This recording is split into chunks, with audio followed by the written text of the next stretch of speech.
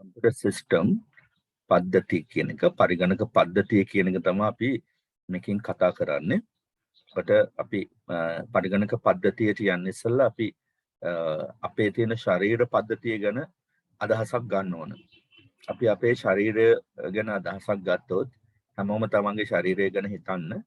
තමන්ගේ ශරීරය හැදිලා තියෙනවා බාහිර අංග ගණනාවකින්. මොනවාද ඒ බාහිර අංග? අපි ඔළුවේ ඉඳලා ගත්තොත් ඔළුව, ඊළඟට බෙල්ල කොටස, ඊළඟට පපුව කොටස, බඩ කොටස, යටි බඩ කොටස, ඊළඟට අත් දෙයත්, ඊට පස්සේ කකුල් ආදි වශයෙන් අපිට බාහිරව අපිට තියෙන අවයව නම් කරගන්න පුළුවන්. ඒ වගේම අභ්‍යන්තරව ගත්තොත් අපි දන්නවා ඔළුවත් එක්ක මොළය ප්‍රධාන වශයෙන් තියෙනවා. ඊළඟට ඔළුවේ තවත් අවයව ගන්නවක් තියෙනවා. ඇසත් එක්ක, කනත් එක්ක, දිව ආදී බාහිර ඉන්ද්‍රියන් එක්ක සම්බන්ධලා තියෙන කොටස්, ඊළඟට උගුර ආදි වශයෙන් බාහිරින් තියෙන දේවල් තියෙනවා.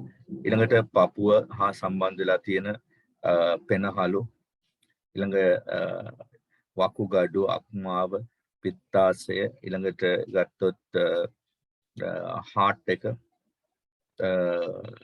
තව ගත්තොත් ආමාශය, ඊළඟට බඩවැල් ආදි වශයෙන් නහර, පිටකටු, අපි ළඟ අපේ ශරීරයේ හැදෙන ඇටකටු වගේ විශාල උපකරණ උපාංග ගණනාවක් අපේ ශරීරයේ තියෙනවා.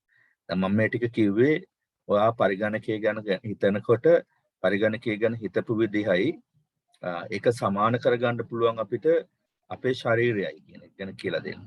අපේ ශරීරයේ ඔය වගේ බාහිර ඉන්ද්‍රියන් ගණනාවකුත් අභ්‍යන්තර ඉන්ද්‍රියන් ගණනාවකුත් තියෙනවා. මේ බාහිර ඉන්ද්‍රියන් අභ්‍යන්තර ඉන්ද්‍රියන් කියන දෙකොට්ටාසෙම එකට එකතු වුණාම තමයි අපි පද්ධතියක් කියලා කියන්නේ. ඒකද අපි කතා කරන්නේ පරිගණක පද්ධතිය ගැන. the system නැත්නම් the computer system. එතකොට අපේ ශරීරයේ ඔය විදිහට බාහිරව හැදිලා තියෙන අභ්‍යන්තර තියෙන ටික ඔක්කොම එකතු වුණාම පද්ධතිය වෙනවා. අපි මේ කතා කරපු කෑලි ඔක්කොටම අපි කියනවා බාහිර අභ්‍යන්තර ඔක්කොටම කෑලි වලට අපි කියනවා සංඝටක කියලා. හොඳට මතක තියාගන්න ඕනේ. සමහරට ඔයගොල්ලෝ මේක ඉස්සෙල්ලා මේක අහලා නැහැ. සංඝටක. ශරීරය අභ්‍යන්තරයේ බාහිරව තියෙන දේවල් වලට කියනවා සංඝටක කියලා. ඒ වගේම පරිගණකයක් අභ්‍යන්තරව බාහිරව හැදිලා තියෙන වාට මේ උපකරණ වලින් පේන්න තියෙන දේවල්. මේ රූප සටහනේ පේන්න තියෙන දේවල් ඔක්කොම සංඝටක කියලා අපි කියන්නේ. සංඝටක. දැන් මේවා ඔයාට ඔයගොල්ලෝනේ නම් කරන්න කිව්වොත් ගොඩක් ඉන්නයි මේවා එකිනෙක නම් කරන්න දන්නවා මෙතන. තව කොටසක් දන්නේ නැහැ. ඒත් ශරීරයේ පැත්තට ආය හැරිලා බැලුවොත් මේ ශරීරය හැදිලා තියෙන්නේ සංඝටක වලින්. ඒ වගේම මේ ශරීරය හැදිලා තියෙන පද්ධතීන් වලින්. සංඝටක වල එකතුවකට අපි කියන පද්ධතියක් කියලා. ශරීරයේ තියෙන පද්ධති මොනවද ගත්තොත් ඔයගොල්ලෝ කිව්වොත් දන්නවනේ එකක් දෙයක් කියන්නේ ශරීරයේ තියෙන පද්ධති මයික් එක ඔන් කරලා කවුරු හරි එක්කෙනෙක් දෙන්නේ. ශරීරයේ තියෙන පද්ධති. ආහාර ජීර්ණ පද්ධතිය. හරි. තව එක්කෙනෙක් තව එකක් කියන්න බලන්න අවබෝධයෙන් අහගෙන කියනවා. ශ්වසන පද්ධතිය. හරි. තව එක්කෙනෙක් තව එකක්.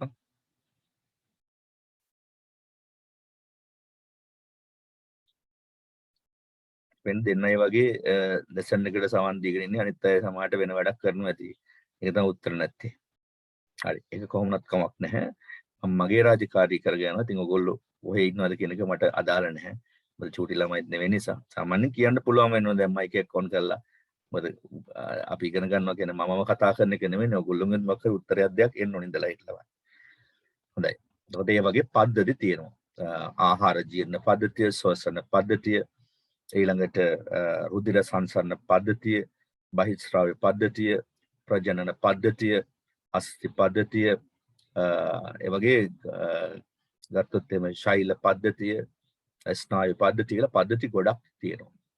මේ පද්ධතිත් එක්ක තමයි අපේ ශරීරයේ එදිනෙදා අපිව උදේට හැරවන්නේ.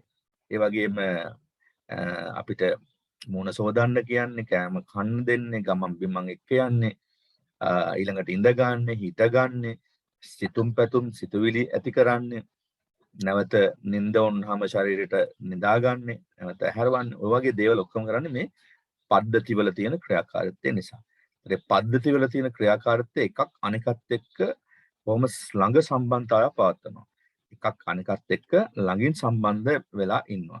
ඒ පද්ධතිය ඇතුලෙන් ක්‍රියාත්මක වෙනකොට යම් අවස්ථාවලදී ඇතිවෙන සිග්නල් නැත්නම් සංඥා නිසා අපේ ශරීරය ක්‍රියාත්මක වෙනවා, කට ඇරෙනවා, වචන පිට වෙනවා, හුස්ම ගන්නවා, ඊළඟට අතපය එස්සෙනවා, අපිට ගමන් කරන්න පුළුවන්, ඉඳ ගන්න පුළුවන්, හිට ගන්න පුළුවන්, දුවන්න පුළුවන්, ඒ වගේ කන්න පුළුවන්, බොන්න පුළුවන්, අනිකුත් අපිට අවශ්‍යතාව තියෙන සියලු දේවල් කරන්න පුළුවන්. ඕන නම් කර හැකි, ඕන නම් නතර කර හැකි, ඕගෙන් නම් වේගෙන් කර හැකි. වගේ ඕන දෙයක් අපිට කරගෙන යන්න පුළුවන් මේ පද්ධතිවල ක්‍රියාකාරීත්වය නිසා ඇතිවෙන අභ්‍යන්තර බාහිර සංඝටක ක්‍රියාත්මක කිරීම තුලින්. ඒ කොටස ඔයගොල්ලන්ට තේරෙන්න ඇති. දැන් අපි යනවා පරිගණක පැත්තට හැරෙනවා. ඒතර පරිගණකය මේ විදිහට සංඝටක ගණනාවකින් හැදිලා තියෙනවා. ඒ වගේම පරිගණකයක් තුලත් පද්ධති ගණනාවක් තියෙනවා. ඒකට පරිගණකවල තියෙන සංඝටක තමයි වාට මේ දකින්න හම්බෙන්නේ. මේ කොටසෙන් පෙන්වන්නේ ප්‍රධාන වශයෙන් තියෙන බාහිර සංඝටක. අභ්‍යන්තර සංඝටකිකු දෙකකුත් මෙතන තියෙනවා. බාහිර සංඝටක. මේ පෙට්ටිය වගේ කොටසට අපි කියන්නේ සිස්ටම් යුනිට් කියලා. පද්ධති ඒකකය කියලා. තාමත් හැබැයි අපේ රටේ පොත්පත් පවා ලියවෙන්නේ මේ පෙට්ටිය වගේ උපකරණයට CPU එක කියලා කියන්නේ. ඉතින් ඒක හරි වැරදි. ඉස්කෝලේ ගුරුවරු පවා තාම කියලා දෙන්නේ මේක CPU කියලා. ඒක වැරදි. CPU කියන්නේ වෙන කතාවක්. එතකොට මේකට කියන පද්ධති ඒකකයේ සිස්ටම් යුනිට්. ඊළඟට මේ තියෙන මොනිටර් එක. මොනිටර්. ඒක කීබෝඩ්, මවුස් ආදි වශයෙන් තා පල්ලෙහා උපකරණ ගන්නවක් තියෙනවා. මේ පැත්තට හැරිලා බැලුවොත් නැවත පද්ධති ඒකත් එක්ක සම්බන්ධලා තියෙන අභ්‍යන්තර උපකරණ ගැන කතා කරනවා. මදර් බෝඩ් එකක් තියෙනවා. ඊළඟට මෙතන තියෙනවා වීඩියෝ කාඩ් එකක්. දැන් සමහර මේක නෙට්වර්ක් කාඩ් එකක්. මදර් බෝඩ්, නෙට්වර්ක් කාඩ්, ඊළඟට power supply unit, RAM memory, මෙන්න CPU. අපි CPU කියන්නේ මේ පොඩි කොටසට හරියට අපේ ඔළුවේ තියෙන මොලේ වගේ. අපේ තියෙන මොලේ වගේ තමයි CPU කියලා කියන්නේ. ඉතින් මම පාඩමකදී අවස්ථාවක් එනවා එතකොට CPU ගැන කියලා දෙන්නම්. මේක සවුන්ඩ් කාඩ් එක. මෙතන වීඩියෝ කාඩ්. අදින් පස්සේ නතර කරගන්න ඕන එක කතාවක් තියෙනවා. ගොඩක් ඔය පිරිමි ළමයි මෙතන ඉන්නයි. මේකට කියන්නේ VGA කාඩ් කියලා. වැරදි. ගෑනු ළමයි තාම මම හිතන්නේ ඒක ඉච්චර අඳුරන්නේ නැහැ. අඳුරන ළමයි ඉන්නව නැත්තේ නෑ. VGA කාඩ් නෙමෙයි ඒක. VGA කාඩ් කියන වර්ගයක් විතරයි. ඒක වීඩියෝ කාඩ්. එහෙනම් මතක තියාගන්න ඕනේ. මේක floppy disk drive එක. මේක DVD නැත්නම් CD-ROM එක. ඒක hard disk එක. ওই විදිහට මේ සංඝටක තියෙනවා. එතන මේ සංඝටක එකට එකතු වෙලා පරිගණක පද්ධතිය හදා ගන්නවා. පරිගණක පද්ධතිය හදා ගන්නවා. ඒ පද්ධතිය හැදෙන්නේ මෙන්න මේ වගේ අවයව වලින් කොලේක හරි පොතක හරි එක ලියා ගන්න. හරිද? කම්පියුටර් සිස්ටම් එක හැදෙන තාලේ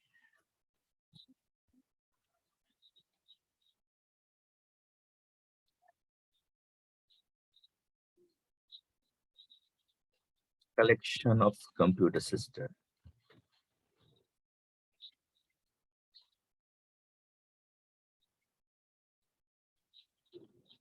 Collection of computer system.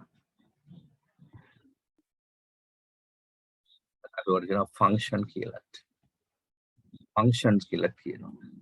එක තමයි ඉන්පුට් කියන එක.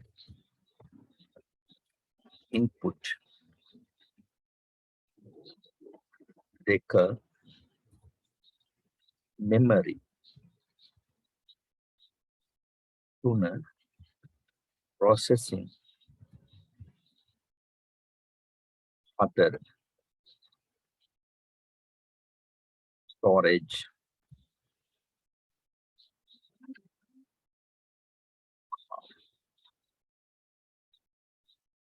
output high communication හතර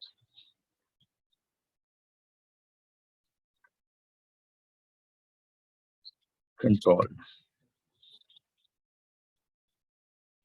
මේක ලියා ගන්න ටක් පොතක හරි කොලේක හරි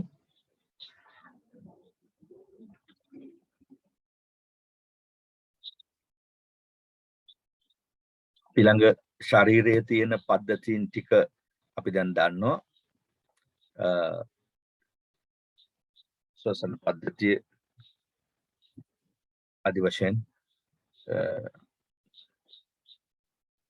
උල් පද්ධති ගන්නාගත් කිව්වා. ඒ පද්ධති වගේ පරිගණකීය නිර්මාණලා තියෙන පද්ධති ටික තමයි මේ තියෙන්නේ.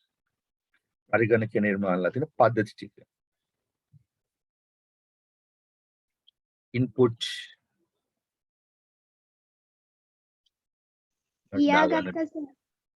devices,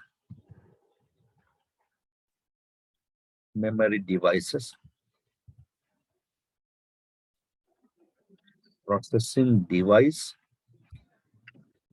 storage devices, output devices, communication devices, control device. A devices කියන කැටියත් ඇඳ ගන්න.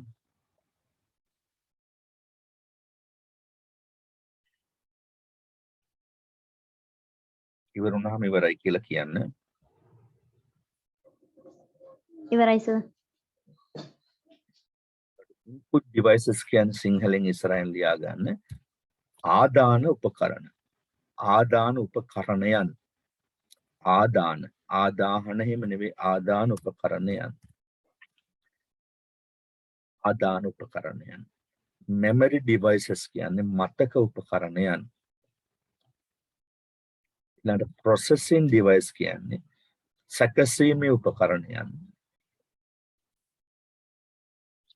storage devices කියන්නේ ගබඩා කරන උපකරණයන්. ගබඩා කරන ඒකට සමාන වචනයක් ආචයන. දැන් ඔය විභාග වලේම අහනවා. රජයේ විභාගයකට එම් ගිහලා ඔයා මේ වගේ එක්සෑම් දැන් කම්පියුටර් සයිඩ් එකේ එක්සෑම් තියෙනවනේ ICT වලින් යම් එක්සෑම්ස් වල තියෙනවා ICT පාර්ට් එකක්. ICT වලටම ලංකාවේ තාම එක්සෑම් එකක් නැහැ. නමුත් ඔය විවිධ එක්සෑම්ස් තියෙනවා රජයේ. ඒ තියෙන වෙලාවට කම්පියුටර් පාර්ට් එකක් තියෙනවා. එතන අහනවා.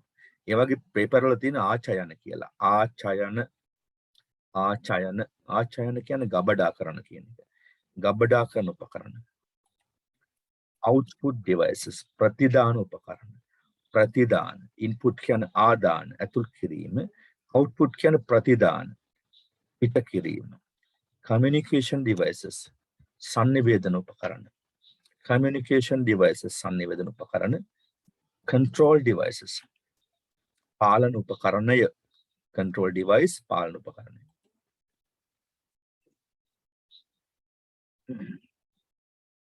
මට උදාහරණයක් එකක් දෙකක් ලියා ගන්න ඉස්සරහින්.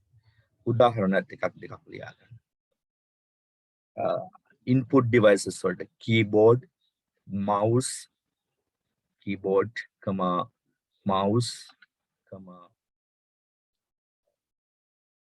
scanner. මම ලියන්න ඕන දේවල් ඔයාලට ලියන්න පුළුවන් ඇති. ගොඩක් පුළුවන් ඇති එක ලියන්න. keyboard, mouse, scanner. Scanner. SCANNER. Scanner. Memory devices. Memory.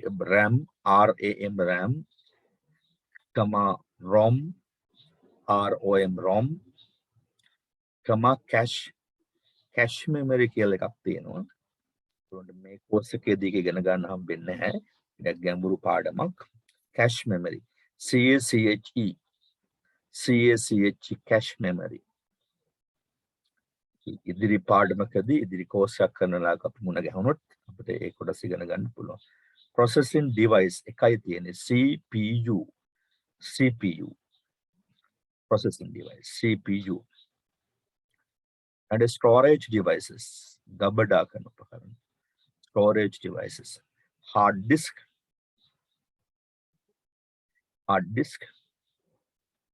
floppy diskette, floppy FLOPPY, floppy diskette,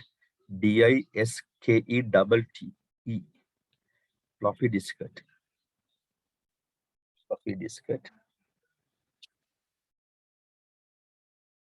pen drive, pen DRIVE drive, pen drive, CD, DVD processing devices, CD, DVD.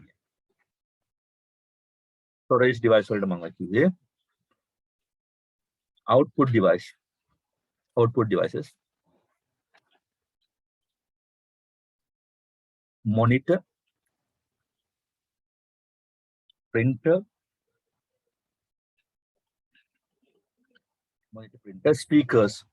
speakers ගොඩක් දේවල් තියෙනවා.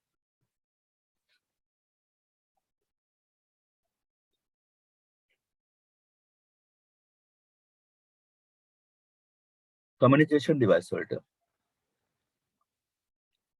router router modem modem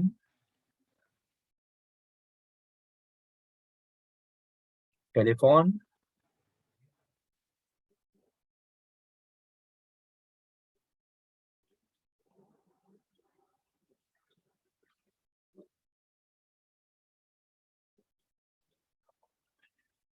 satellite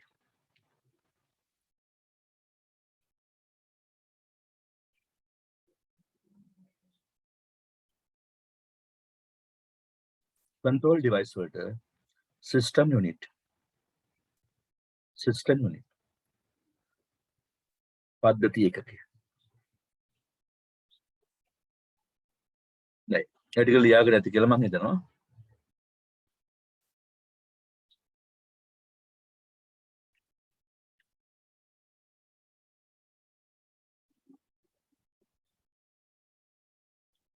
දැන් අපි යනවා ඒ පිළිබඳ මන අධ්‍යයනයක් වඩාවා පුද්ගලික ශරීරයේ පද්ධතියයි පරිගණක පද්ධතියයි දෙකක් නෙමෙයි එකක් වගේ හරියට. ඒ පරිගණක පද්ධතිය හැම වෙලේම ආටිෆිෂල් කෘත්‍රිමයි. පුද්ගලික ශරීර පද්ධතිය හැම වෙලේම මොකද්ද? නැචරල්. ඒ තමයි තියෙන වෙනස. පරිගණකයට තාම හිතන්න බෑ. කෘත්‍රිම බුද්ධියක් තියෙන්නේ. මිනිසුන්ට හිතලා වැඩ කරන්න පුළුවන් නැචරල් නිසා. පරිගණක පද්ධතියක් කරන ප්‍රයෝජනක ප්‍රතිඵලයක් ලබා ගැනීම සඳහා එකට වැඩ කරන විවිධ සංරාචකවල ඒකාබද්ධ ආකාරයක සංරාචක දැන් අපි ඔය උදාහරණයක් ගත්තේ සංරාචක තමයි. නැත්තම් මම කිව්වේ ඒවට කිව්වේ කොටස් අපි අභ්‍යන්තර බාහිර කොටස් කියලා කියන්නේ. ඒට විවිධ සංරාචක ඇති අතර සෑම එකක්ම නිශ්චිත අරමුණක් සඳහා ක්‍රියා කරයි. හැම එකකටම අරමුණක් තියෙනවා. එක වෙන් වෙච්ච අරමුණක්. කෙසේදත් ඒවා පරිශීලකට අවශ්‍ය පරිදි පොදු ප්‍රතිඵලයන් ජනනය කරයි. මිනිසුන්ට අවශ්‍ය දේවල් කරගන්න තමයි මිනිසුන්ගේ පොදු අභිලාෂයන් ඉෂ්ට කරගන්න තමයි මේවා මිනිස්සු විසින්ම හදාගෙන තියෙන්නේ. පරිගණකය කියන්නේ ඔටෝමැටික් හැදුනේ නැහැ. මිනිස්සු කාලාන්තරයක් තිස්සේ වසර 2550ක් විතර මහන්සිලා තමයි ඒක හදාගත්තේ. හැබැයි බුදුරජාණන් වහන්සේ ධර්මදේශනාවල කියලා තියෙනවා මෙන්න මේ කාලවල පරිගණකය කියන උපකරණයක් ගැන කතා කරලා තියෙනවා. පරිගණකය කියන නමින් කියලා නැහැ. ධර්මදේශනාවක මම දැක්ක ස්වාමීන් වහන්සේ කෙනෙක් දේශනා කරනවා. මේ අද අපි භාවිතා කරන පරිගණක ගැන උන්වහන්සේ ඒ කාලේ දේශනා කරලා තිබුණා කියලා. ඉතින් ඒ බුද්ධියට ඒ ඥාණයට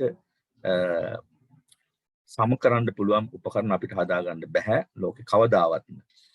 මොනවා ඉතින් අපිට මේ දඟලන්න ඕනේ නැහැ නේද? බුදුරජාණන් වහන්සේ බුදු වෙනකොට බුදු වෙන්න පෙර අජපාල නුගරුකම වල ඉඳලා නේරංජන ගඟලන්ට ගිහිල්ලා පාත්‍රේ දානකොට ගඟට දාලා අදිෂ්ඨාන කරනවා මම අද අනිවාර්යෙන් බුදු වෙනවා නම් මේ පාත්‍රයේ උඩුගම් බලා යනවා කියලා.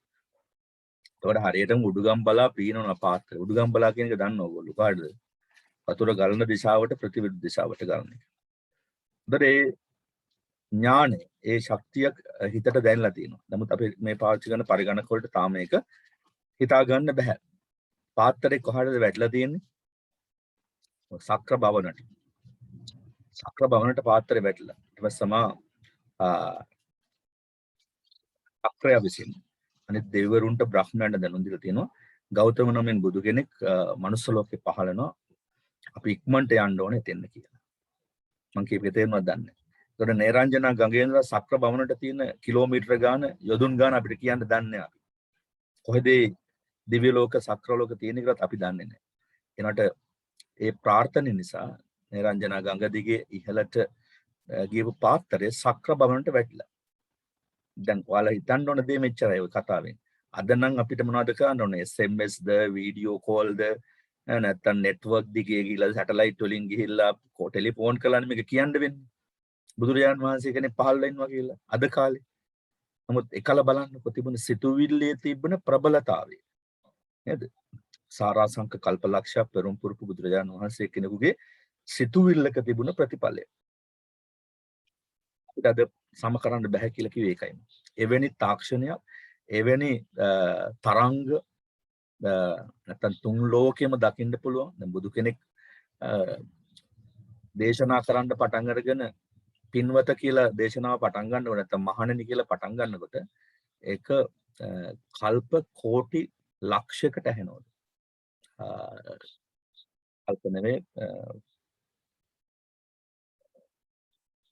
මම ඔයාලට කියලා දුන්නා ඕකේ මේ කොයි විදිහට නිර්මාණයලා තියෙන්නේ කියලා.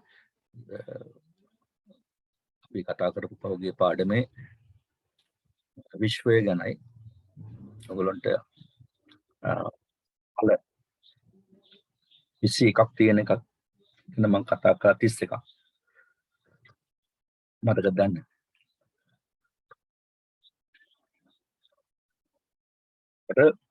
ඒ වගේ දුරකට ඇහෙනවලු බුදු කෙනෙක් එක දේශනාවක් පටන් ගත්තා. අපිට ඇත්තටම අපි කතා කරන දෙයක් ඇහෙන්න සලස්සන්න බෑ නේද? කිලෝමීටරයක් දුරකටවත් අපි කතා කරන දෙයක් කටින් කතා කරන දෙයක් බෑනේ. නේද? එතකොට එච්චර ඒකට හේතුව තමයි පාරමිතා පුරන්න ඕන. අපි ළඟ කිසිම පාරමිතාවක් මම හිතන්නේ නැති තරම් අපි දන්නේ තියෙනවද නැද්ද කියලා. නමුත් එහෙම එකක් අපිට දිනු කරපු හිතක් අපි ළඟ නැහැ. ඔන්න හරිම වචනාව. අපි ළඟ දිනු කරපු හිතක් නැහැ. අපි නොදියුණු හිතකින් තමයි නොදියුණු හිත වලින් තමයි අපි මේ උපකරණ නිර්මාණය කළා තියෙන්නේ. දියුණු නැහැ. පරීක්ෂණ කරලා තමයි මේව නිර්මාණය කරගෙන තියෙන්නේ. මිනිස්සු විසින් මිනිස්සුන්ගේ ප්‍රයෝජනයට. හොඳයි. මම තව අමතර දෙයක්ත් එකතු කරා ඔයගොල්ලෝගේ දැනුමට. ඔයාලට හිතන්න දේවල් මම කිව්වේ අපි කොච්චර පල්ලෙහාද ඉන්නේ හිත දියුණු කරපු මිනිස්සුන්ට වඩා. හැබැයි අපි අපේ එදිනදා ප්‍රයෝජනයට සුඛ විහරණයට එක එක උපකරණ හදාගෙන මේ වගේ පරිගණක, දුරකථන, යාන වාහන, ගුවන් යාන, නැව් නේද? හඳට ඉරට යන්න පුළුවන් අභ්‍යවකාශතරන්ට හදාගෙන. හැබැයි එකල හිටපු බුදුරජාණන් වහන්සේලාගේ තරම් නුවණ නැනසක් අපි ළඟ හිතා ගන්නවා බෑ. අල්ප මාත්‍රයක්වත් නැහැ. හරිද? එවැනි නුවණින් රේණුවක්වත් අපි ළඟ නැත. මේවා නිර්මාණය කරපු විද්‍යාඥයන්ගේ පවා එවැනි නැන නුවණක් හිතා ගන්නවත් බෑ. අහලකටවත් යන්න බෑ. කමක් නෑ. අපි දැන් අද ඉන්න යුගයේ මේ ටික ඉගෙන ගන්න ඕන. මං ඔයගොල්ලන්ට කියලා ඉගෙන ගන්න ඕන ඇයි කියලා. ඉගෙන ගන්න ඕන තමන් ඉන්න මේ ආත්ම භවයේදී තමන්ගේ ජීවිතයේ සැප සම්පත් වලින් ඉස්සරහට පුරවගෙන අවසාන කාලේ හොඳ ජීවිත ගත කරලා මේ ලෝකෙන් යන්න ඕන. නැත්නම් අපිට හිඟන්න වගේ නේද? කණ්ඩ බොන්න නැතුව, ගියක් දොරක් නැතුව, ඉඩමක් කඩමක් නැතුව අවසානයේ මිනිහටවත් කර ගහන්න කෙනෙක් නැතුව මැරිලා කොහේ හරි කුණු වෙලා යන්න වෙනවා. එනිසා අපි යම් ස්ථාවරයකට ජීවිතේ එන්න ඕන නිසා තමයි මේ ආත්මය අපි මේ අධ්‍යාපනය කියන එක හදාරන්නේ. එහෙම ආධාරපුවම අපිට පුළුවන් අපේ ජීවිතේ අරගෙන යන්න අවශ්‍ය කරන මධ්‍යස්ථ වේදිකාව තනා ගන්න. මැද වේදිකාව තනා ගන්න. ඉතින් ඒක තමයි මේ ඉගෙන ගන්න. නැත්නම් මේ වගේ කිසි ප්‍රයෝජනයක් නැහැ මේ ඉගෙනගෙන සහතික අරගෙන ඩිග්‍රී අරගෙන ඒව කරලා ආචාර්ය මහාචාර්ය කියලා නම් හදාන හිටියත් විද්‍යාඥයෝ කියලා නැත්නම් වෛද්‍යවරු ඉංජිනේරුවරු අහවලා මෙයා මම අහවලා කියලා මේ වැටි දෙයක් නෑ. මේ ඔක්කොම එකම වලකට තමයි ගිහිල්ලා අපි නේද? ඔයගොල්ලෝ දන්නවනේ 4 රියනකටනේ අපි වැටෙන්න ගිහිල්ලා. පොළොව වැට 4 රියන් 4ක වලක් කපලා තමයි අපි වල දාන්න. ඊට පස්සේ පණු කාලා යනවා. අපි කවුරුත් දන්නේ නැහැ. ආයෙත් කොහෙද යන ගිහිල්ලා අල්ල ගන්නවා. රයිට්. ඒක වෙනම කතාවක්. මම මේවට මේ ඈඳ කියන්නේ ඔයගොල්ලෝගේ ජීවිත සමහර තැන්වලදී තාම ස්ථාවර නැහැ, අරමුණක් නැහැ, ටාගට් නැහැ. ඒක හොඳ ඔලුවකින් යන්න. ඒකට වරදින්නේ නැහැ කොහෙවත් තැනකදී ඔයගොල්ලන්ට. එතකොට අපි ඔන්න පරිගණකයක් අපේ ජීවිතත් අතර සම්බන්ධතාවය ගැන විවිධ පැතිකඩයන් වලින් අදහසක් ගත්තා. පරිගණක පද්ධතියේ සංරචක පරිගණක පද්ධතිය දැන් components of computer system පරිගණක පද්ධතිය පාසන මූලික කොටස් දැන් අපි තේරුම් ගන්න. ඒ ප්‍රධාන අංග 5කින් දෘඩාංග. පරිගණක පද්ධතියක් හැදලා තිනකොට දෘඩාංග වලින් අපි කියනවා හાર્ඩ්වෙයාර්, මෘදුකාංග, සොෆ්ට්වෙයාර්, මානව මෘදුකාංග නැත්නම් ජීවාංග කියලා අපි කියනවා. හියුමන් වෙයාර් එහෙම නැත්නම් ලයිව් වෙයාර්. මේ වචන ඔයගොල්ලෝ මයික් එක ඕෆ් කරගෙන හරි කට්ටවරු කරගන්න. හියුමන් වෙයාර් නැත්නම් ලයිව් වෙයාර්. මම කියවනවා වගේම ඔයගොල්ලෝ ළඟ ටියුටෝරියල් එක ඇති. නැත්නම් මේක දිහා මේ ස්ක්‍රීන් එක දිහා බලන ඔයාලා ඉන්නවනම් ඔයාලට මේක පේනවා. human wear, live wear, ස්ථිරාංග, firm wear කියන්නේ ස්ථිරාංග. ඊළඟට bridge wear කියලා වගේකුත් තියෙනවා. එහෙනම් පරිගණක පද්ධතිය හැදිලා තියෙන තවත් ආකාරයක් තමයි මේ කොටස් පහෙන් කිව්වේ. hardware කියලා කොටස් තියෙනවා පරිගණකය තුල, දෘඩාංග, ඒ වගේම software කියලා කොටස් තියෙනවා, මෘදුකාංග, ඒ වගේම ජීවාංග කියලා කොටස් තියෙනවා, live wear, ඒ වගේම ස්ථිරාංග කියලා කොටස් තියෙනවා, firm wear, ඒ වගේම bridge wear කියලා කොටස් තියෙනවා. මෙන්න මේ කියන ප්‍රධාන අංග wear කියලා කියන අංගනේ නේද? මෙතන දෘඩ අංග, මෘදු අංග, ජීව අංග, ස්ථිර අංග, ඒ වගේම bridge wear කියලා තව එකක් තියෙනවා. සම්බන්ධිත අංග කියලා. ඒතර මේ අංග පහකින් තමයි පරිගණකයක් නිර්මාණය වෙන්නේ. දෘඩාංග. මොනවද දෘඩාංග කියලා කියන්නේ? භෞතිකව අපිට අල්ලන්න ස්පර්ශ කරන්න පුළුවන්. භෞතිකව අපිට අල්ලන්න ස්පර්ශ කරන්න පුළුවන්. ඒ වගේම ඇසින් දකින්න පුළුවන්. ඒ වගේම පහසුවෙන් තන තන රැගෙන යන්න පුළුවන්. භෞතිකව අල්ලන්න පුළුවන්. ඇස් දෙකෙන් දකින්න පුළුවන්. පහසුවෙන් උස්සගෙන එහාට මෙහාට අරගෙන යන්න පුළුවන්. ගලවන්න සවි කරන්න පුළුවන්. යාන්ත්‍රික, චුම්බක, විදුලිමය වූ විද්‍යුත් උපකරණ වලට අපි කියනවා පරිගණකයේ තියෙන දෘඩාංග කියලා. අටක දේ කොටස් ටික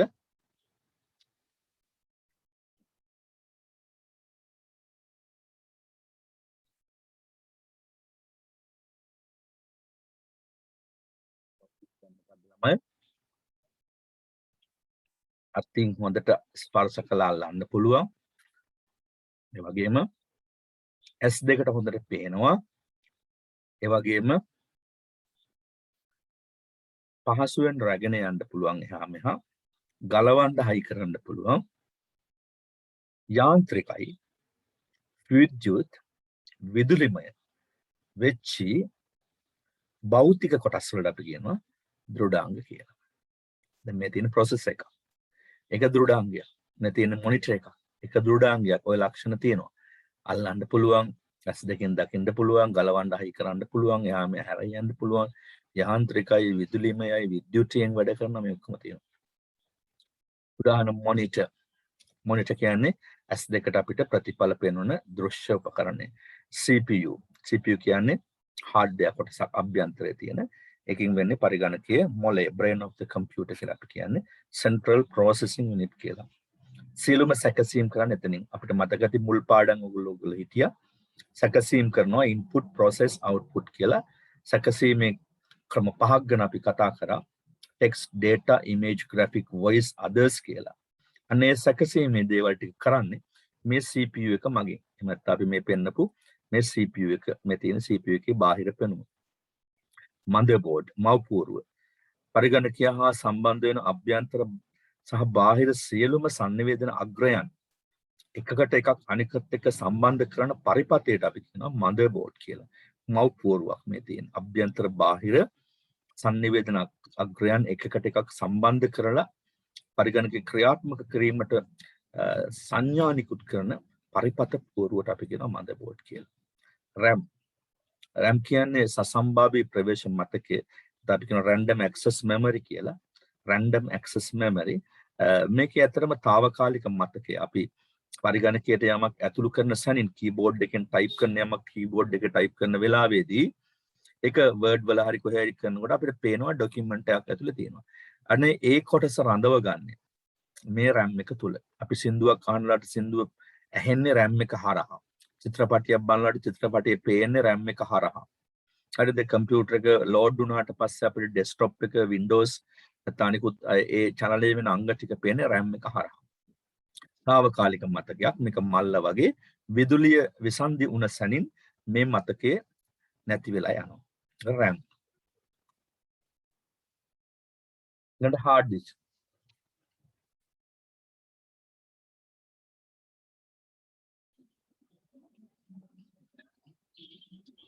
දෘಢ තැටිය. පරිගණකයේ RAM එකේ තියෙන සියලු දේවල් ස්ථිරවම save කියන command එක ඇත්ත ගබඩා කරන්නේ hard disk එකකින්. hard disk එක system unit එක අභ්‍යන්තරේ ඇන තියලා high කරලා තියෙනවා.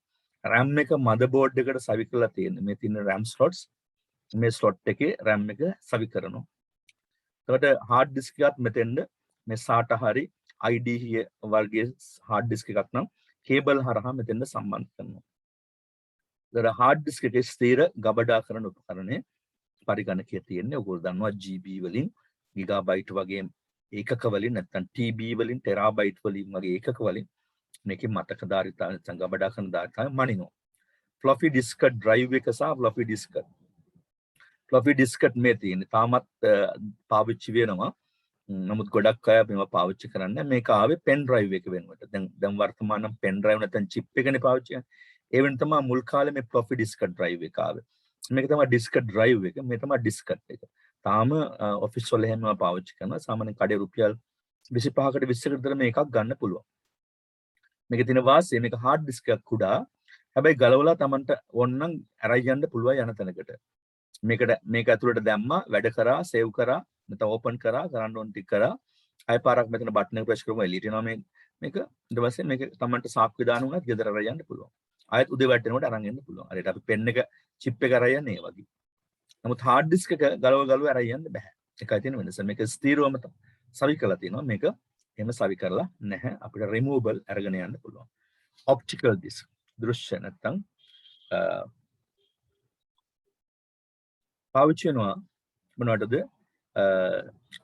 data තැම්පත් කරන්න, දත්ත තැම්පත් කරන්න, software වගේ දේවල් තැම්පත් කරගන්න, වීඩියෝ, ෆිල්ම් වගේ දේවල්, නැත්නම් සින්දු වගේ දේවල්, නැත්නම් ස්පෙෂල් වැඩසටහන් වල ප්‍රෝග්‍රෑම්, විශේෂයෙන් software, පරිගණකයේ ඉන්ස්ටෝල් කරන software වගේ දේවල් ස්ථිරව තැම්පත් කරන්න භාවිතා වෙනවා මේ optical disk.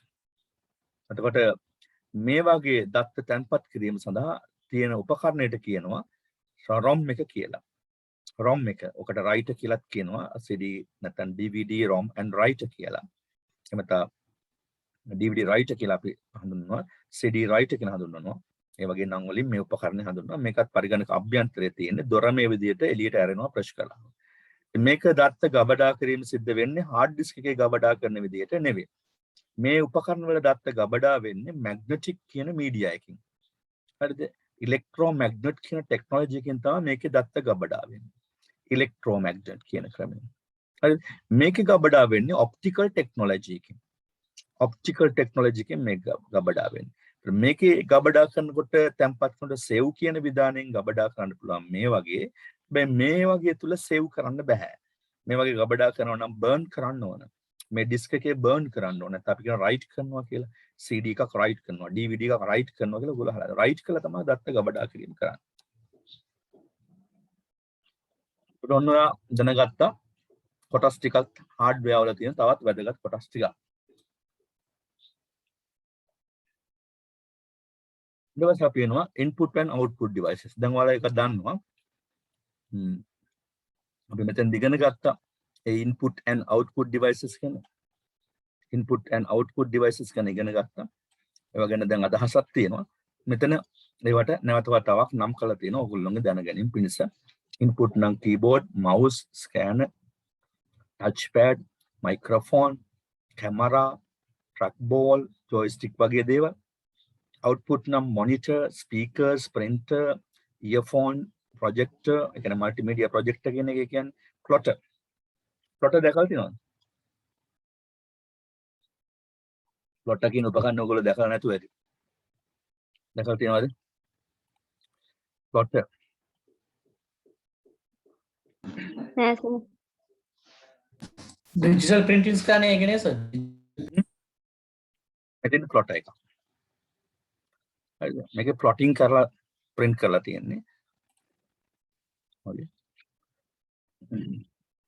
ගොඩක් වට මේක use කරන්නේ ගතතම map print කරන්න, සිතියම් වගේ print කරන්න. ඒ වගේම draftsman වලට ඒ කියන්නේ planning print කරන්න, ඉන්ජිනියර්ස්ලා වගේ කවුරු හරි දැන් මුල් කාලේ අපි දන්නවා අපි පොඩි කාලේ ගෙවල් හදනකොට ප්ලෑන් එකක් ඇඳලා දෙන්නේ. ප්ලෑන් එක ගෙවල් හදන්න අපි ප්ලෑන් එකක් හදනවානේ ගියක් හදනවා අතිවාරම දාන්න ඉස්සෙල්ලා ප්ලෑන් එක හදනවා. ඒක ඇඳලා දෙන්නේ. දැන් කම්පියුටර් එකෙන් Corel Draw වගේ CAD software පාවිච්චි කරලා ඩිසයින් කරනවා. අන්න ඒවා print කරන්න පාවිච්චි කරන printer එකට කියන නම තමයි plotter කියලා කියන්නේ. නැතිනම් එක එක plotters වර්ග තියෙනවා. ඉතින් ගොඩක් සිතියම් වගේ දේවල් print කරන්න ගන්නවා. මේ වගේ දේවල් print කරන්න ගන්නවා. ඔයාලා ගිහිල්ලා බලන්න ගහලා බලන්න. ඒ වගේම පින්තූර print කරන plotters වර්ගත් තියෙනවා printers වගේ. මගේ ස්පෙෂල් වැඩ වලට තමයි මේ plotter එක පාවිච්චි කරන්නේ. ස්ටිකර් වගේ දේවල් වලට plotters වර්ග ගොඩක් තියෙනවා. මේකත් එක plotter එකක්. මේවා බලන්න net එකේ ගිහිල්ලා ඔයාලට පුළුවන් බලා ගන්න. ඒ වගේ diagram print කරන්න. right. මේ flat bed plotter එකක් තියෙනවා. ඉතින් ඒ වගේ විශේෂාංග වලට plotter කියන උපකරණය පාවිච්චි කරනවා.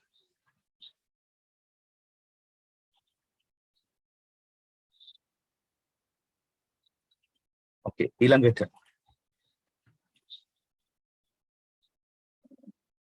software. The software වල විශේෂාංගයක් තියෙනවා. මම hardware වල කියපු විශේෂාංගයම software වලට කියන්නම්.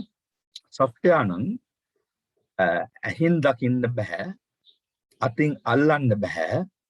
ඒ වගේම feeling එකක් තියෙනවා. දැනෙනවා, මෘදුකාංගයක් feel වෙනවා, අපිට දැනෙනවා. අතින් අල්ලන්න බෑ, ඇහින් දකින්න බෑ, feeling එකක් තියෙනවා. පහසුවෙන් රැගෙන යන්න පුළුවන් ඕන තැනකට අපි ඔය කියපු hard disk හරි CD DVD එක හරි pen එක හරි දාගෙන ඕන තැනක යවන්න පුළුවන්. එහෙම නැත්නම් download කරන්න පුළුවන්, upload කරන්න පුළුවන්. කියන විශේෂාංග තියෙන උපදෙස් පද්ධතියකට අපි කියනවා මෘදුකාංගයක් කියලා. අතරම මෘදුකාංගයක් කියලා කියන උපදෙස් පද්ධතියක්. කවුරු කෙනෙක් විසින් හදපු උපදෙස් පද්ධතියක් මෘදුකාංගයක් කියලා කියන එක තියෙන විශේෂත්වය තමයි මොනවද? අතින් අල්ලන්නත් බෑ, හින් දකින්නත් බෑ. හැබැයි පාසුවෙන් රැගෙන යන්න පුළුවන්. ඒ වගේම feelings තියෙනවා. වැඩ කරනකොට දැනෙනවා. දැන් අපි වැඩ කරන්නේ මේ MS Word කියන software එකේ. අපිට වැඩ කරනකොට හොඳට දැනෙනවා මේක. ඇඟට දැනෙනවා අපි වැඩ කරනවා කියලා. දෘඩාංග සංරචක ක්‍රියාත්මක විය හැකි පරිගණක පද්ධතියට මෘදුකාංග සංරචක එකතු කළ විට පමණි. එතකොට අන්න දෘඩාංග කියන එකද අපි ඉස්සලා කතා කරපු දෘඩාංග දැඩි වූ අංග වැඩ කරන්නේ මෘදුකාංග සමග එකට එකතුලා. මෘදුකාංග නැත්නම් දෘඩාංග වලට වැඩ කරන්න බෑ. මෘදුකාංගයේ යනු පරිශීලක විසින් ලබා දෙන විවිධ විධානයන් සිදු කරන වැඩසටහනක. ඒ කියන්නේ උපදෙස් පද්ධතියක් කියන එක. මෘදුකාංග යනු දෘඩාංග වල අස්පෘශ්‍ය කොටසක් වන අතර මෙහෙයුම් අනුක්‍රමය පාලනය කරයි. මෘදුකාංග කියලා කියන්නේ දෘඩාංග වල අස්පෘශ්‍ය අල්ලන්න බැරි කොටසක්. හැබැයි ඒ මගින් තමයි මෙහෙයුම් පාලනය කරන්නේ. එහෙනම් මෘදුකාංග වලින් කියන්නේ මෙහෙයුම් පාලනය කරනවා. අපි උදාහරණයක් ගන්න print out එකක්ම ගන්න ඕන කියලා. print out එකක් ගන්න නිකම් printer එකක් තිබ්බට මේසයක් උඩ ඒකෙන් print out එක එළියට එන්නේ නැහැ. printer එකකින් කොලයක් දැම්මට එළියට එන්නේ නැහැ. නම් පරිගණකයේ ක්‍රියාත්මක කරලා ඒකේ අදාළ මෘදුකාංග on කරගෙන ඒ වගේ අදාළ ඩිසයින් එක කරගෙන නැත්නම් ටයිප් කිරීම කරලා කමාන්ඩ් දෙන්න ඕන. ඒ කමාන්ඩ් එක දීලා වැඩ කරන්න මෘදුකාංග තියෙන්න ඕනේ. නැත්නම් printer එක නිකන් ඔය ප්ලාස්ටික් පෙට්ටියක් වගේ එකක් මේසෙ උඩ තියෙයි. එහෙනම් අනිවාර්යයෙන්ම දෘඩාංග පාලනය කරන මෘදුකාංග මැදිහත් වෙන්න ඕන. ඒ අනුව මෘදුකාංග ප්‍රධාන වර්ග කීපයක් තියෙනවා. අපි දැනට ඉගෙන ගන්න තුනක්. එකක් තමයි මෙහෙයුම් පද්ධති, අනිත් එක යෙදුම් මෘදුකාංග, අනිත් එක විද්‍යුත් ප්‍රවේශ මෘදුකාංග. ඔපරේටින් සිස්ටම් මෘදුකාංග ගණයේ IT ප්‍රධාන මෘදුකාංගයක්. ඒ වගේම ඇප්ලිකේෂන් software ප්‍රධාන මෘදුකාංගයක්. ඒ වගේම e-accessibility software විද්‍යුත් ප්‍රවේශ මෘදුකාංග කියලා ප්‍රධාන වර්ග තුනකින් යුක්තයි මෘදුකාංග කියන ඒවා. එතකොට ඔපරේටින් සිස්ටම් කියන එක ඔයා දන්නා පරිගණකේ හරියට ප්‍රාණය වගේ. මිනිසුන්ගේ ඇඟේ ප්‍රාණය කියන්නේ පණට. පණ තියෙනවා නම් අපි අනිවාර්යයෙන්ම මැරිලා නැහැ. ඒ කියන්නේ ඇඟේ උෂ්ණත්වය තියෙනවා නම් උස්ම ගන්නවා නම් මැරිලා නැහැ. මිනිසුන්ගේ ඇඟේ පණ තියෙනවා වගේ පරිගණකයටත් නොමරු පරිගණක නැත්තම් ඩෙත් නොවිච්ච පරිගණකයක් කියලා කියන්න නම් ඔපරේටින් සිස්ටම් එක තියෙන්නම ඕන.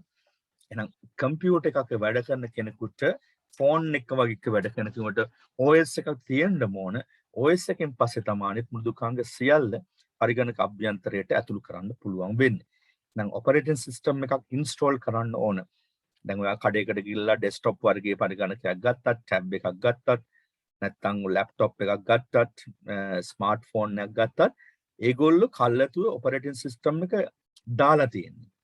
දැන් සමහර අයට දාගන්න පුළුවන් ගෙවල් වල කියලා පුළුවන් අය ඉන්නවා. ඒගොල්ලෝ දා ගන්නවා. නමුත් ඔරිජිනල් ඔපරේටින් සිස්ටම් එකක් කම්පියුටරයක් වගේ ගන්න වෙලාවකට හරියට දම්මෝ ගන්න ඕන. එතකොටයි අපිට ලෙඩ නැතුව වැඩ කරන්න පුළුවන් වෙන්නේ. එහෙනම් ඔපරේටින් සිස්ටම් කියන්නේ පරිගණකයේ 50 සමාන ප්‍රධාන මෘදුකාංගය. උදාහරණ තියෙනවා මොනවද?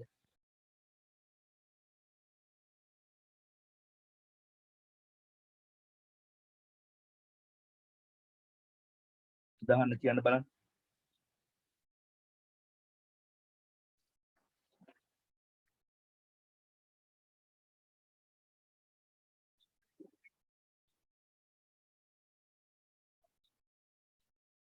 මෙහෙම පදට උදාහරණ Windows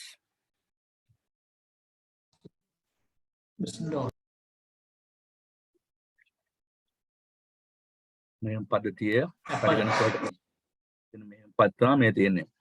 Microsoft Windows, Mac OS, Linux වගේ ඒවා. අහලා තියෙනව නේද මේවා? ඉතින් ඔයාගේ පරිගණකයේ අනිවාර්යයෙන්ම තියෙනවා ඇත්තේ Windows operating system එක. දැන් මගේ පරිගණකයේ තියෙන්නේ Windows operating system එක. ඔයාලට මේ desktop එක පේනවා ඇති. මේ විදිහේ desktop එකක් තියෙන්නේ අනිවාර්යයෙන් Windows වල. මේ ලාංඡනයේ තියෙන්නේ Windows ලාංඡනයක්. Windows 10 වල ලාංඡනය. මට මම පාවිච්චි කරන මගේ කම්පියුටරේ Windows 10. මට හොම් බලපුම් පේනවා. සමහරට ඔයාගේ කම්පියුටරයක් තියෙනවා නම් Windows 10 ඇති. සමහරට Windows 8 ඇති. Windows 7 ඇති. අලුතෙන් Windows ඇවිල්ලා තියෙනවා Windows 11 කියන version එකක්. ඒවත් සමහර අය දා ගන්නවා ඇති. මම හරි දත් කියේ බැරි ගාතේ තියෙනවා ඔක්කොම පටව ගන්නවා කම්පියුටර්ස් වලට පටවපොම තියෙන ටිකත් වැඩ කරන්න නැති වෙනවා. හරි. ඔපරේටින් සිස්ටම් එකට උදාහරණයක් තමයි Windows. ලෝකේ වැඩියෙන්ම පාවිච්චි කරන Windows ඔපරේටින් සිස්ටම් එක. ඒ වගේ ඔරිජිනල් version වෙනම ගන්න තියෙනවා. සාමාන්‍යයෙන් රුපියල් 20,000 ගාන ඉඳලා ඔපරේටින් සිස්ටම් එකේ ඔරිජිනල් එක ගන්න පුළුවන්. නමුත් ලංකාව වගේ රටක එක්ක ක්‍රැක් version එකක් එහෙම නැත්නම් හොරට ගත්තු කොපියක් තමයි පාවිච්චි කරන්නේ. කඩවල තියෙන රුපියල් 200 300 CD එකකින් ගෙනල්ලා ඉන්ස්ටෝල් කරනවා. මම උනත් එහෙම තමයි. ඉතින් අපිට උනත් එහෙම ලොකු මුදලක් වියදම් කරලා ඒක කරන්න බෑ. හැබැයි ටික දවසක් යනකොට ලෙඩ එනවා. අර ඔරිජිනල් එක නැති නිසා. ඒ නිසා සමහර ලෝකේ රටවල් ඔරිජිනල් එකමයි දන්නේ. ඇමරිකාව වගේ රටක ඩොලර් 100ක් 150 200ක් කියන එක මහ ලොකු දෙයක් නෙවෙයි. නමුත් අපිට ඩොලර් 200ක් 250ක් කියන්නේ ලොකු ගාණක්. ඉතින් ඒ රටවල ඔරිජිනල් එකම දාන්නේ. එහෙම ලෝකේ රටවල ඩොලර් වලට මුදලේ ගැටලුවක් නැති අය ඔරිජිනල් එකම දානවා. ඒකට Microsoft සමාගම තමයි ලෝකේ පහුගිය කාලවල තිබුණේ සල්ලි තියෙන මිනිස්සු අතින් පළවෙනිම මිනිස්සයා Microsoft සමාගමේ අයිතිකාරයා. බිල් ගේට්ස් කියන කෙනා. එතකොට බිල් ගේට්ස් මහත්තයාගේ සල්ලි ඇමරිකාවේ බැංකුවල දාන්න ඉඩ නැතිලු. ඇමරිකාවේ බැංකුවල ඉඩ නැතුළු. මුළු ලෝකෙම තියෙන රටවල් 200 300ක් Windows පාවිච්චි කරනවා. ඒ රටවල් වලින් වැඩි ප්‍රමාණයක් හොර කොපි පාවිච්චි කරත් සාමාන්‍ය ප්‍රමාණයක් ඔරිජිනල් එක පාවිච්චි කරනවා. සල්ලි දීලා ගන්නවා. දැන් ලංකාව වුණත් ලොකු කම්පැනිස් වලට සල්ලි දීලා ගන්න හොඳම එක. අපි වගේ සාමාන්‍ය දිනදා වැඩ කරන අය තමයි අර රුපියල් 250 300ක් තියෙන CD එක ගෙනලා ඉන්ස්ටෝල් කරගන්න. නැත්නම් DVD එකෙන් දාගන්න. ඒකට Microsoft සමාගමේ මුදල් ඒ තරම් වැඩි. ඊට පස්සේ ඇමරිකාවේ අධිකරණයකින් මොකද කරේ? Microsoft සමාගම කොටස් තුනකට කැඩුවා. එකක් ඔපරේටින් සිස්ටම්, අනිත් එක ඇප්ලිකේෂන් සොෆ්ට්වෙයාර්, අනිත් එක කම්පියුටර් ලැන්ග්වේජස් කියලා. කඩලා ගිණුම් තුනක් හදලා සල්ලි දාන්න පටන් ගත්තලු. ඒ තරම් සල්ලිලු. ඒ කියන්නේ ඇමරිකාවේ බැංකුවල තියෙන වත්කම් තැන්පත් කරන්න පුළුවන් ප්‍රමාණයට වඩා ඉක්මවල සල්ලි තියෙනවා මෙයාගේ ගිණුම් වල. ඔයගොල්ලන්ට තේරෙන්නේ නැති මං කියපේක. බලන්න මේ පොඩි මෘදුකාංගයක් හදපු මිනිස්සෙක් කරපු විප්ලවයේ ලෝකෙනේ. මේ ඔපරේටින් සිස්ටම් එක හදලා ඉතින් අපි හැමෝම වැඩ කරනවානේ. දැන් මුළු ඇත්තටම සමහර වෙලාවට ආයතනික හදවත වගේනේ කම්පියුටර් සිස්ටම් එකද. එහෙනම් ඒ කම්පියුටර් සිස්ටම් එක පණ ගැන්වෙන්න Windows නැත්නම් ඔපරේටින් සිස්ටම් එක තාම වටිනවා. ඉතින් හැම කෙනෙක්ම මේක ඉන්ස්ටෝල් කරගන්නවා. ඔයගොල්ලෝ මේ වගේ දැන් අගේ ඇතුළට ගිහිල්ලා දැන් මැවෙන්න ඕන. මගේ කම්පියුටර් තියෙන්නේ Windows නේද? මගේ කම්පියුටර් එහෙනම් මේ පණ ගැහෙන්නේ නැත්තම් බූට් වෙන්නේ Windows නිසානේ කියලා ඔයාලගේ හිතට හැංගෙන්න ඕන දැන්. නැත්තම් අපිට ඔය හැංගෙන්නේ නැහැනේ. අපි ඕක ගත්ත ගමන් පවර් බටන් එක ඔන් කළා, පවර් දුන්නා, තිබුණ එකක් මොන හරි කරගෙන යනවා. එහෙම නෙමෙයි අපිට පොඩක් ඕනම දෙයක් කරනකොට ඇඟට අරගෙන කරන්න ඕන කියලා කතාවක් ඔයගොල්ලෝ අහලා ඇති. ඒ කියන්නේ ටාගට් එක ජීවත් වෙන මිනිස්සු එහෙමයි. කකුලක් තියලා අඩිය තිබ්බත් මං දැන් වම තිබ්බා. මං දැන් දකුණ තිබ්බා කියලා හිතෙනවා අඩිය තින්නට. බුදුහාමුදුරුවෝ කියලා තියෙන සම්මා දිට්ඨිය කියලා. ඉතින් අපි මේ කම්පියුටර් එක වැඩ කරනවා සම්මා දිට්ඨිය තියෙන්න ඕන. හරිද? උදේට වැඩ කරනකොට හොඳට පිහලා සුද්ධ කරලා මේසේ ළඟ ක්ලියර් කරගෙන කම්පියුටරේ සමහරගේ කම්පියුටර් ගත්තාම ඇත්තටම නාවර බහැලා අපි අර වචන වලින් කියනවා නාවර බහැලා කාපු සමහර අය කන්නෙත් කම්පියුටර් ගාලා ඒවත් තියෙනවා ඉඳුල් තියෙනවා මවුස් එක හරිද මවුස් එකේ සමහරට ඇඟිල්ල තියෙන ඔක්කොම ජරාව රෝල් වෙනවා හරිද කීබෝඩ් වල හිර වෙලා ඉසක ගසුයි මකපුවයි කොල කෑලි පුළුන් කෑලි ඉතින් ඒ වගේ මොනිටර් එක ගත්තොත් එහෙම ගණ්ඩ යන දූවිලි හැම තැනම කොයි රියන්දක් එහෙම ඕන තරම් ඉන්න වැඩි බහුතරයක් එහෙම මේ තමන් උපකරණ වලට හරියට ආදරය කරන පිහලා වැන්දත් කමක් නෑ අපි පොඩි කාලේ ඉගෙනගෙන තියෙන පොත්පත් වලට වැඳලා වැඩ පටන් ගන්න බිම වැටුනොත් වැඳලා ගන්න පතක් අකුරක් උඩ කාදාත් ඉඳ ගන්න එපා දැන් අද එහෙමනේ අපි පොන්තරන් දැකලා තියෙන බස් වල මනකොට ගත්ත පොත කොලයක් ඉරුවක් කඩලා දුක්කල ඒකට ඉඳ ගත්තා ඔය හරි ගියත් තාප්පයක් උඩ බැම්මක් උඩ ඉඳ ගන්න කිව්වොත් පත්‍ර පිටුවක් ගත්ත ඉරලා ඉඳ ගත්තා අකුරුද මොනවද තියෙන්නේ දන්නේ අද සමාජයෙන් දෙන්න වැටලා ඒ නිසා තමයි මේ පරිසරේ නැත්නම් ස්වභාව ධර්මයේ මෙච්චරම දරුණු ලෙස අපිට සලකන්නේ. ස්වභාව ධර්මයේ මිනිසුන්ගේ ගති ගුණ නැහැ, කෙලෙහි ගුණ නැහැ. ඒව ඔක්කොම දිය වෙලා ගිහිල්ලා. අවුරුදු 50ක් යනකොට බලන්න යක්කු රාශිය වගේ මිනිස්සු. ඊට ඉස්සලා අපි මේ ලෝකේ යන්න ඕන කියලා තමයි මම ප්‍රාර්ථනා කරන්නේ. යක්කු රාශිය වගේ. දැන් ඔයාලට පේනද දැන් අලුත උපදින දරුවෝ ඉස්කෝ ඔයගොල්ලෝගේ නංගිලා මල්ලා පොඩි ළමයි නෝන බාන්න ගෙවල් පුදුම වදයක් දෙන්නේ.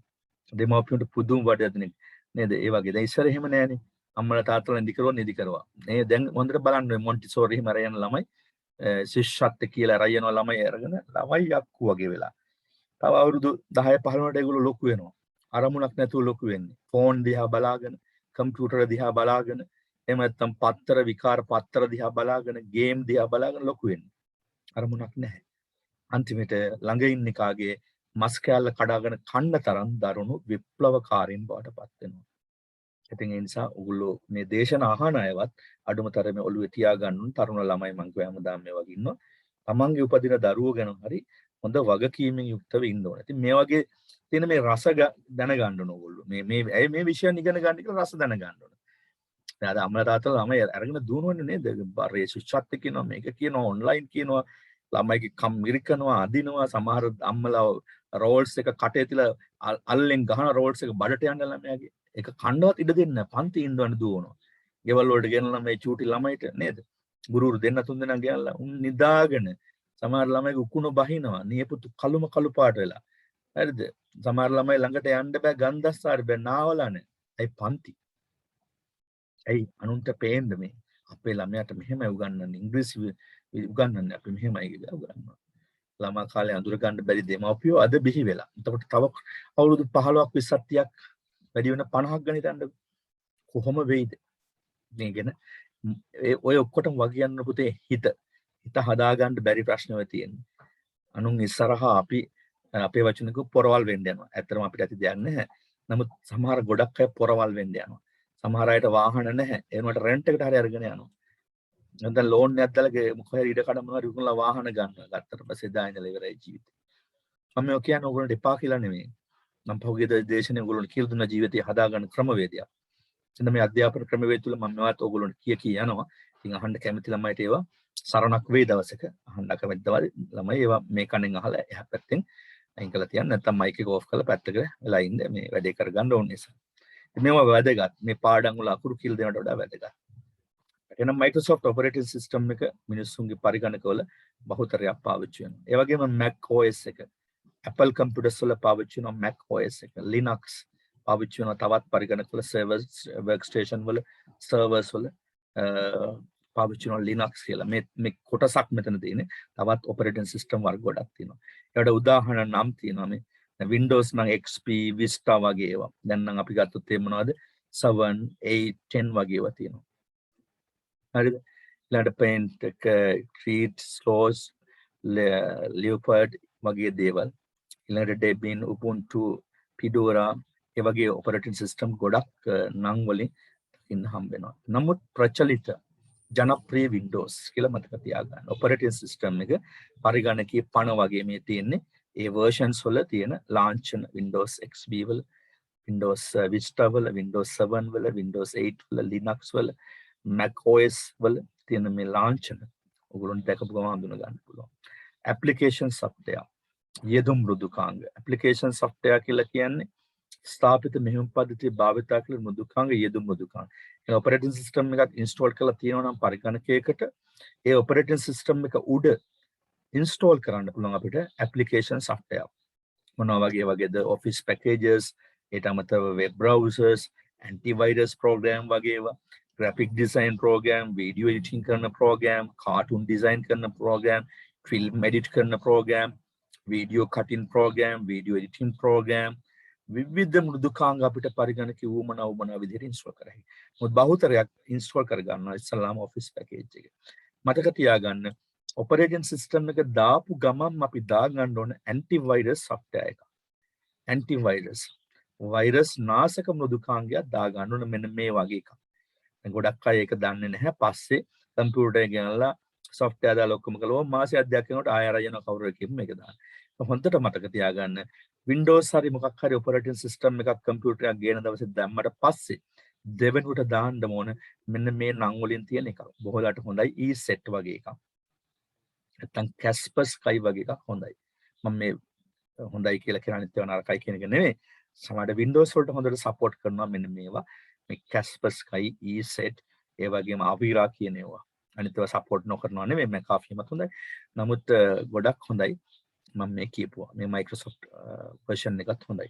ඉතින් එහෙනම් හැම කෙනෙක් මතක තියාගන්න ඔයගොල්ලෝ computer science ඉගෙන ගත්ත ළමයි ඉගෙන ගන්න ළමයි හැටියට මේ වගේ මේ practical පැත්ත දැනගෙන තියෙන්න ඕනේ.